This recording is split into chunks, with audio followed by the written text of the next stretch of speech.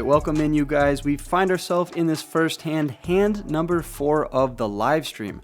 There's a guy who goes by Dan. He's not from these parts over here in Dallas. He's a new action player to the stream. He raises up to $75 with 5-3 of clubs. Harvey, a very good player. He goes to SMU. He just won a tournament up at Choctaw. Gotta respect him. He comes in for the 3-bet to $325. Interesting spot, like I said, for me. I'm in the big blind with pocket nines. A 4-bet seems reasonable. Folding is out of the question, and calling also seems reasonable as well. The only difficulty with calling is that it allows Dan to come in for a back 4-bet because he could, of course, still have aces, kings, queens, all of that good stuff. But I'm a gambler. I decided to put in the call. Hopefully Dan doesn't decide to back raise, and he doesn't. He puts in the call with the suited 1-gapper as well. And we see about as good of a flop as we could hope for. Ace, 9, 6, bang, we flop middle set. Not only that, Harvey has a lot going on this board. Top pair and a backdoor diamond draw. So the money is definitely going to flow in. The graphics are incorrect here on the flop. It's ace, 9, 6 with 1 diamond and 2 spades. Harvey's out of position to both other opponents, being myself and Dan. That being said, I think he's going to do a lot of checking, and that's what he decides to do. I could start with a bet given the fact I have middle set, or I could decide to play it tricky knowing he's going to have some aces when he decides to check into 2 opponents. So I check it over to Dan, who checks back, bringing in the 4 of clubs on the turn. Harvey now decides to take back that betting lead and fire out for $375, and the action's on me. I think I definitely need to spring the trap as of now. There's 2 spades on board, and the board is getting a little bit more connected. That being said, if Harvey has any value here, like pocket sixes, ace 9, ace 6, or even a hand like ace king, ace queen, I gotta get the money in, and the only way to do so is to go for a raise in this spot. That's what I decided to do. $1,200 is the price that I lay over to Harvey. Just want to confuse him here and mix it up with my good hands as well as some of my bluffs, which would be 7, 8 suited and then some of my spade bluffs as well. Harvey has top pair with the best kicker. He puts in the call, and we're off to the river in a large pot already. It comes to 7 of diamonds. Actions on Harvey, and he snap checks it over to me. There's $3,400 in the middle, and I have around a pot size bet effectively left. I think there's only one play to do. If I had any bluffs here like 7, 8, or of course those spade draws, I would also want to pick the exact same sizing as I would with my sets of 6s, 9s, and then maybe set of aces as well. So 3.4K in the middle, 3.4K in my stack. I decide to rip it all in, putting Harvey in an absolutely horrible spot. Top pair, top kicker.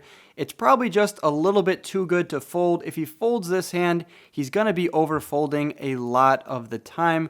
So I don't blame him. He puts in the call, a 10K pot right out of the gate. He was hoping for me to show a bluff. That's not what I table. The cards are on their backs, and at the end of the day, I'm taking in that 10.1K pot. And we're off to a great start here on the session. Let's go. 2 hands later, Harvey raises it up from the cutoff with queen jack offsuit. I put in the call from the button with ace deuce suited, and Rye Guy, aka Ryan from Canada, puts in the call as well. We are going 3 ways to the flop, which is very good for me. Queen 4 deuce with 2 spades. I flop bottom pair, backdoor straight ideas, and front door nut spades. Let's go. Harvey's not going to check on this board with top pair. He fires out for $100, and I think 2 options are on the table for me now. I could just call in position, try to spike a spade or a deuce or an ace, or I could go for a raise immediately, try to get him to fold a better hand like pocket 7s, 8s, or 9s. That'd be a huge win, taking it down right here. That's what I decided to do, play a little bit more aggressively and fire it up to 275. That's going to get Rye Guy to fold, and the action's back over to Harvey. He has top pair, so I don't blame him for putting in the call, and the turn is gin for us. The 10 of spades, bang, we turn the nut flush. When Harvey checks it over to me, I could go for a large sizing here of around $500 to $1,000. I could also get a little bit trappy and check it behind. The logic with checking it behind would be is if Harvey had a spade flush of his own, the money's just going to pile in on the river. He's going to bet, I'm going to raise, and as long as the board does not pair, that's a good situation for us. Also, if he has a jack, I don't think I'm going to get 3 streets from him with 3 spades out there, so checking behind here and a brick on the river means I could fire a large bet, and hopefully he would put in the call. So, got to mix it up between betting and checking in these spots. I check behind the nut flush, and we see a nice card on the river, a non-board pairing 7 of hearts. Actions on Harvey, I wouldn't blame him to go for a small sizing here of around $300. Just trying to get value versus any of my draws on the flop like 3-5 and ace-3. But he decides to check it over to me, and now of course I have to go for value. And I decide to go for a fairly large sizing here, and Harvey snap fold. So unfortunately we could not get any extra value after making the best hand. Harvey played that one pretty great, and that's going to take down hand number 2. Moving right into hand number 3. The action is flowing here. I look down at 4-3 of diamonds now from the button. Dan opens it up from the low jack. I put in the call, and P-Man in the big blind. Is he going to 3-bet with a good hand? Yes, he will. He makes it 325 to go, and Dan is out of the way. Now, I am in position against P-Man the rest of the way, and I have a very suspect hand, so if it does hit, I could be in for a large pot. I decided to put in the call here with 3-4 of diamonds, just spice it up a little bit for the vlog and for the viewers of the stream. And we flop ourselves bottom pair on a queen 8-4 board with 2 hearts. Good board for P-Man to go for a bet on, although I think I'm going to have a lot more pocket 8s and pocket 4s than himself. So occasionally he could be checking as well. Don't tell him that. He fires out for 275, and I didn't call 3-4 of diamonds to flop myself a pair and then fold for 1 bet. So I put in the call, bringing us off to the turn, which comes the jack of spades. Not a great card for me because he could easily have ace jack or king jack and now have improved to the best hand. He continues firing with his range and makes it $750 to go. And this is the problem with playing 4-3 of diamonds. You make a pair, you have the best hand, and they're going to fire out and bet their range. He could have anything here. Jacks, queens, queen jack, ace queen, ace jack, just any assortment of the premiums. I have to let the best hand go. P-Man gets that bluff through and takes down a 2K pot. Nice hand, sir. All right, we're going incognito mode for this next hand. Carlos raises it up to $100 from the cutoff. AJ in the big blind puts in the call, and I look down at pocket aces. We're also playing the nit game. That little red circle in front of the green chips in my stack is the nit button. If I don't win a hand before everybody else does, then yeah, I'm going to owe the tax, which is $50 per person. So kind of hefty here. Going to owe out another $400. So that's definitely not going to happen. I look down at the bullets, pocket aces. They come to my rescue, and I'm going to come in for a nice little squeeze here with a great hand. $450 to go. And Carlos, without the nit button in front of him, decides to put in the call. That must be a pretty strong hand. The other opponent gets out of the way, and we are off to a flop, which comes about as bad as it could be. 9-8-7, all spades. I don't have the ace of spades in my hand, so I decide to check. Carlos is going to have a lot of 9s, 8, 7s, 10 jack, 6-5, 9-7, 9-8. You get the point. He's going to have a lot of that from raising from early position and then just calling my 3-bet. Meanwhile, I'm not going to have too much of that. When I check it over to him, he checks behind, which is pretty decent news for us, although Carlos could be trapping here, of course, on the flop. That brings in the 5 of hearts. This one really shouldn't change too much unless he has a hand like 7-6 or 8-6 suited, but that's a little bit ambitious considering he raised from early position. So I don't think my hand wants to go for a bet in this spot too often, so I check it over to Carlos once again. If he bets, of course I'm going to call, but I don't want to bet and then get raised here and then have to put in more money to see a river. So when I check it over to Carlos and he fires out for $350, that price is way too good. I still could have the best hand. Hopefully he doesn't have a hand like King 10 with the King of Spades. But then again, he's never folding if I'm betting myself. So I put in the call and we're off the river, which comes a brick, the deuce of hearts. There's $1,700 in the middle. I'm not just going to lead out into Carlos when he bets the turn. So I check it over to him and he doesn't check behind, which means he either has a bluff or a very strong hand. He fires out for $1,000 into the $1,700 pot, and the way that I played my aces looks a little bit weak, so I don't think I can fold, although I wouldn't blame any of you guys for putting him on a set or a flush or a straight and just getting away from it here with pocket aces. At the end of the day, they are the best hand pre-flop, but the flop, turn, and river can always change the texture of the board, and aces could just be a bluff catcher, which they are here. This is a bluff catcher, and I decide to catch his bluff. Except it's not a bluff. He turns over the stone cold nuts, ace, deuce of spades. I guess it's not the nuts for all you technical people out there that are going to find me in the comments. 10 jack of spades would be the nuts. But yeah, Carlos flops himself the ace high flush. What a call from him there. And he's going to take down that $3,700 pot. And the worst news of all is that I don't even get rid of my nit button. All right, it's heads up in the net game between me and Rye Guy. AJ raises it up with King 10 offsuit to $150. Action's on me, in position on him with pocket eights. And of course, I'm going to come in for a 3-bet. If he folds right now, I get to win the hand, get rid of the nit button, and I'm safe from the tax. If he puts in the call, which he does, we are off to a flop in position in a nearly $1,000 pot. And it comes gin for us, Jack 10-8 with 2 hearts. Bang, we flop bottom set. AJ makes a pair and some backdoor flush and straight ideas. He checks it over to me, and I decide to go for a bet like I would with a lot of my bluffs, so I would go with my value as well. $600 is the price of poker. AJ, with a pair and some backdoor ideas, puts in the call, leading us off to the turn, which comes about as good of a card as we could have hoped for, the Jack of Diamonds. I say that because he's going to be calling with Queen Jack, King Jack, Ace Jack. And now all of his heart flush draws are irrelevant because I have filled up on the turn. When he checks it over to me for a second time, I have a lot of options in terms of my bet sizing. I'm not going to check behind because if I was bluffing here with some straight or flush ideas, I definitely would continue betting on the turn. Now sizing, what do I want to do? I started this hand with around $8,000, so if I don't bet really large here, it's going to be hard to get all the money in. That being said, I decided to go for a pot size bet, nearly $2,000 to go. And yeah, that's going to put him in a tough spot with his exact hand, but any of his jacks are going to call here. Any of his nut flush draws, I think, would also call, unless he gets a little bit scared of the board pairing jack. You can see it puts him in a weird spot. He's fidgeting in his chair. He knows the nit game is in effect. And the last time I played against AJ on this exact stream, I bluffed him in a few spots, so he knows I'm capable of making a big bluff.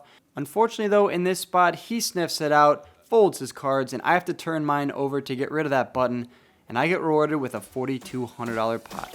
Who showed up? What is he doing? Online. What is he doing? What's this guy doing here? I came here so I could play online. Give it a break, Ryan. Take a day off.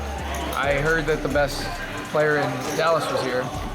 And, Two of these people. I didn't find him, but I found you. 2 of the people here have banners up in Choctaw, and that's not me. Oh, for tournaments? Let's go incognito once again here. I look down at pocket kings from the hijack, and I open it up to 125. Benham puts in the call from the cutoff, so cold calling from the cutoff there, and Carlos puts in the call from the small blind. 2 mystery hands. We see a flop which comes ace, ace, queen. Carlos checks it over to me, and out of position against Benham, I decide to check. There's also 2 aces on board, so I don't really love that. And I don't really think I'm going to get 3 streets of value from any queen, so checking behind here on the flop can't be the worst play in the world. And Benham checks back on the flop as well. That leads us off to the turn, which comes the Jack of Spades, and when Carlos checks for a second time, I have to go for value now, and I bet out for 175 doubloons. Benham out of the way, Carlos puts in the call, he's in the mix, and we're off to the river, which brings in a possible royal flush. King, queen of spades would be that. It's not too often you are up against that. I have pocket kings here. I could go for value against any queen X. I am beating hands like queen jack and queen 10. Hands I'm not beating are any assortment of ace X. But when Carlos checks it over to me for a third time, that seems pretty weak, and I kind of want to go for a little bit more value. So I fire out for a bunch of black chips. Carlos snap folds. Let's turn over his cards. Queen 10 offsuit. So he makes 2 pair on the river. I had a better 2 pair, aces and kings, $1,500 shipped over to my way. Hand number 62 finds us in the cutoff with pocket kings. Harvey limps in there. I raise it up to $150, and he's the only person to put in the call, leading us off to a flop, which gives us the nuts. King, queen, 5, bang, we flop top set. Harvey checks it over to me on the flop, and I bet out for $125. Harvey snap folds, and we're taking that one down, although when you flop yourself top set of kings, you kind of hope to win a little bit more money than $400. This next hand is an interesting one. Danny raises up to $75 from the +1. AJ puts in the call. They both have mystery hands. It's going to be fun. You're going to play along with me in this one, and I look down at pocket jacks from the small blind. Of course, I have to come in for a 3-bet. Let's make it large because we will be out of position no matter what in this hand. So I make it $425 to go. Benham folds pocket sixes. Seems a little bit tight, although my 3-bet here is very strong, so don't blame him. Danny checks his cards once again, puts in the call, and that's going to get rid of AJ. He had ace-5 offsuit from the cutoff. Speculative hand, don't blame him for folding here. And we're going heads up, odd position to a flop, which gives me an overpair and a 10-8-3 with 2 hearts board. I'm first to act, and I fire out for $400 into the $1,000 pot. Danny's going to have a lot of overcards here, but he's also going to have some heart draws and some straight draws as well, like Jack 9, 9, 7. He also could have some pocket pairs that aren't sets, of course, like 7s, 9s, 6s. So he puts in the call, a random assortment of hands there in his range. We see a 4 of spades on the turn. This really shouldn't change too much, but that being said, if I had a hand like ace, king, king, queen, I probably would start checking.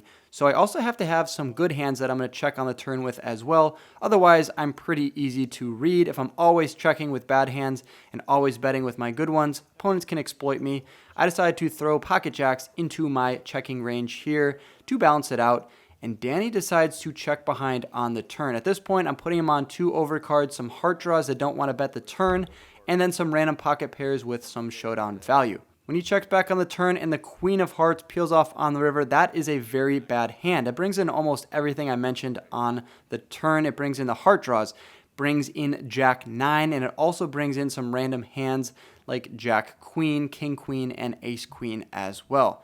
That being said, if I just check it over to Danny, he's probably going to fire for a large bet. He's probably going to make it like $1,000 to $1,200 and put me in a very tough spot.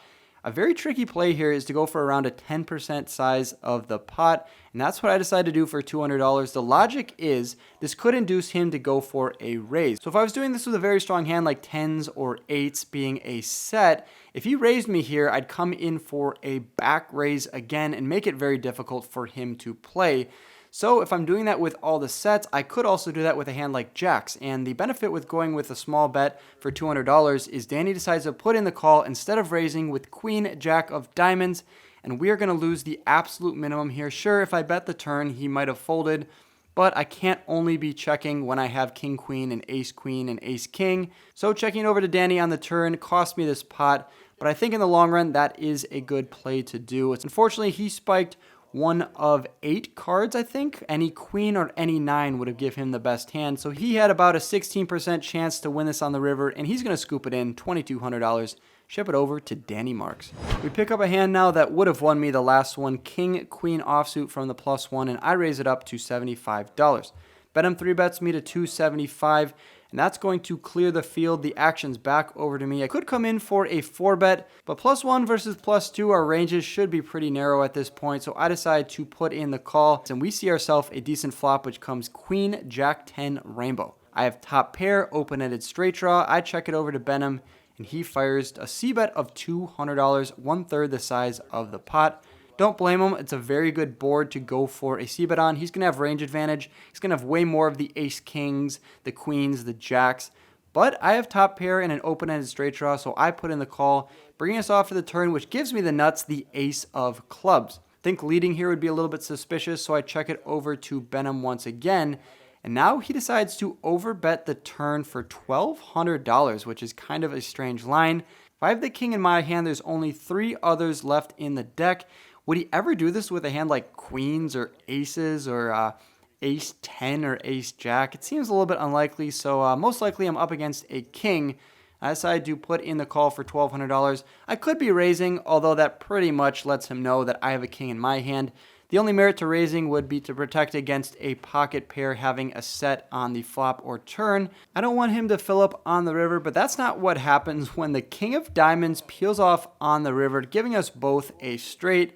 Could be interesting just to shove my entire stack in here and hopefully he misreads his hand. But I check it over to him, he snap checks behind and turns over a very suspect hand, ace deuce offsuit. So he's just trying to go for it on the turn, represent a king and have me fold any of my 2 pairs or sets. That obviously didn't work given the fact I had king queen offsuit and I was in line to win a very large pot there with a straight going up against Benham's bluff. But that's not the way the cards fell. We're going to chop this straight versus straight. And I had the best hand the whole way, the flop, the turn, and only the chop on the river. Kind of hurts a little bit. little bit of a sting there in that one. And now the hand of the night. Buckle your seatbelts, ladies and gentlemen. And if you've made it this far and are not already subscribed to my channel, please hit that subscribe button. That's all I ask here. Free content. Hit that sub button and see a bunch of my videos in the future, because I'm getting spicy on this channel. Look at this hand, 8-7 of hearts. I'm in the cutoff. There's a raise from AJ, and Harvey puts in the call from the hijack. Putting in the call here with king, queen of diamonds probably would suggest just 3-betting, but if he's flatting with some pocket pairs, it's probably good to throw king, queen of diamonds in there as well. I'm going to come in for a 3-bet, try to take this one down pre-flop, and if not, people will put in the call. We're going to go heads up in position to a flop, but when I make it $600 to go, we are not going heads up. We are going to go multi-way to a flop, 4 ways to be exact, when Carlos decides to put in the call from under the gun instead of 4-betting. Would also love to see Carlos put in a 4-bet from his position. Definitely not mine, because if he 4-bets, I'm just getting out of there and he's taking down this pot. But he puts in the call. AJ calls with pocket 3s. Harvey calls with king, queen of diamonds. He had an interesting spot here as well. He could have gone in for a back raise, a squeeze as well.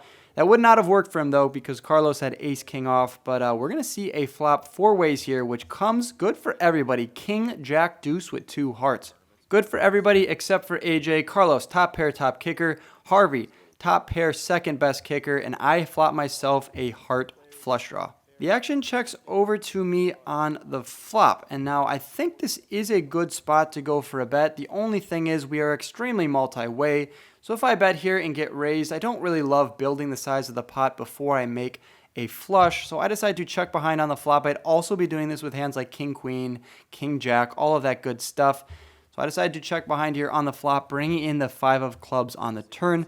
If the action was to check to me on the turn, I would go for a bet now and try to steal this pot, given the fact that everyone has shown weakness up until this point. That's not what happens, though. Carlos fires out for $600, 1/4 the size of the pot, and Harvey puts in the call with his top pair as well. Could I be raising here? It is a small bet from Carlos, but when he bets and Harvey calls, I think Harvey might have some random pocket pairs, maybe some weak kings that don't want to raise themselves. But I decided to put in the call instead of raising. I don't want to blow up the size of the pot until I make my heart flush. And the river does not come a heart for me. It comes the jack of spades. There's $4,300 to battle for, and Carlos does not look pretty happy about this river. In fact, he checks it over to Harvey. So betting out on the turn and then checking on the river. To me, this smells like a king, or maybe a missed flush draw, or some random pocket pair like queens or tens, or maybe a jack that's trying to get a little bit trappy. That being said, Harvey is in a weird spot because he has top pair being 2 pair at this point, and he could definitely be betting. He also could check it over to me, knowing that I would call the turn with any of my ace jack or queen jack varieties. That's what he decides to do. He checks it over to me. I'm left in a tough spot. I have 8 high on the river, and 2 players have shown that they don't want to fight for this pot. So when both of those things are aligned, you just have an 8 high card, and both players don't want to put more money in the middle. I'm going to do that and try to take it down. There's $4,300 to battle for.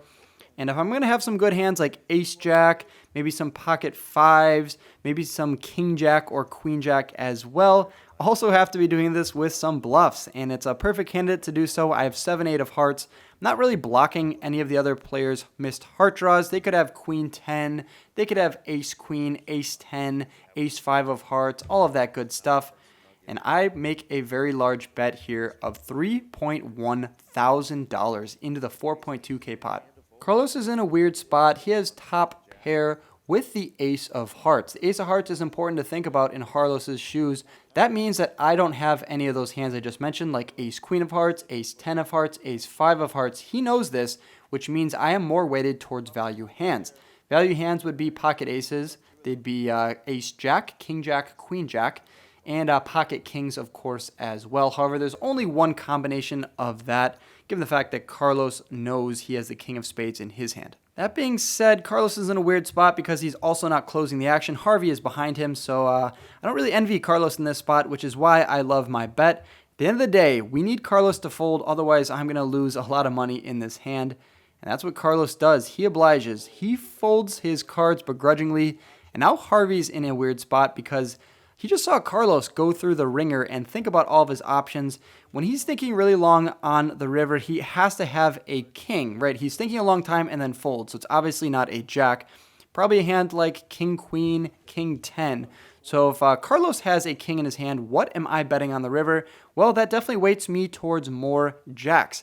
Harvey, after around a minute of thinking, checks his cards, checks the board, thinks about his options, and he makes my night by folding his cards. Of course, I have to show it to the table. 7-8 of hearts, taking on the $7,400 pot with 8 high. Let's go. Came to play some poker. With that last hand of the books, we're going to wrap up our chips and head over to the cage, ending a great night, a great session of poker here in Dallas. All right, that's going to wrap up the 5-10-25 session. Got in for 5,000, out for 11.485. So a profit of 64.85 in around 5 hours of play. Had a few hands that went our way there. Initially, we had 9s into Harvey. I'm not sure what he had at the moment, but yeah, that felt pretty good, flopping a set of 9s and winning around a 10K pot. And then at the end there, you saw the big bluff that I tried to pull off and then did successfully with a 7-8 of hearts. Brick flush draw, got 2 kings to fold. I'm not sure how that worked out, but definitely stoked that they fold. Gotta pull off some big bluffs here and there in order to get paid in the big spots as well. Booking a $6,500 profit feels pretty good. If you guys are new here, be sure to hit that subscribe button. A lot more cool content coming in the future. As always, good luck on the felt, you guys. I hope you run about as good as I did tonight. I'll catch you in the next video. As always, peace.